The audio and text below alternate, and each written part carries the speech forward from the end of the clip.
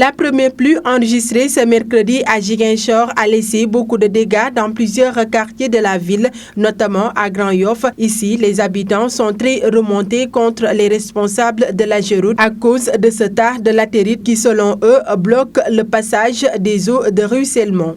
Aujourd'hui, vous avez vu la pluie. La pluie est tombée, l'eau ne coule plus. Et si ça continue dans 24 heures, s'il y a encore une autre pluie, imaginez que cette eau va s'enfoncer dans nos maisons. Et nous, on a des enfants. Nous sommes en train de les traiter à cause de la poussière qui ne cesse d'entrer dans nos chambres. Et finalement, ces poussières sont devenues des infections au niveau des poitrines de nos bébés. Moi, voici mon bébé. Jusqu'à présent, je ne cesse de lui infiltrer des médicaments.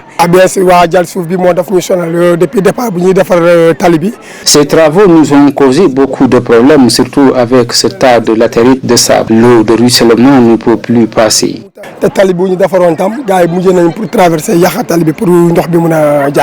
Les habitants de ce quartier ont vite pris la décision de réaliser une canalisation en coupant la piste en cours de réalisation en deux. Pour eux, c'est la seule solution. Là où nous sommes, parce qu'il y avait une route qui savait qu'on ne peut pas réparer.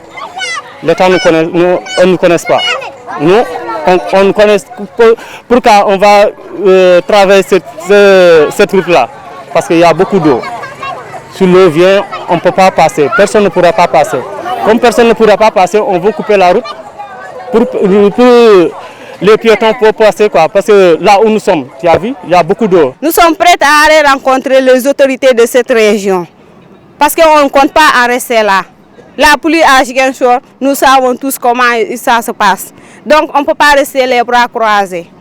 On fera le maximum possible pour régler cette situation. Rappelez que ces travaux entrent dans le cadre du programme de modernisation des villes appelé Promoville, lancé depuis quelques mois à Ziguinchor.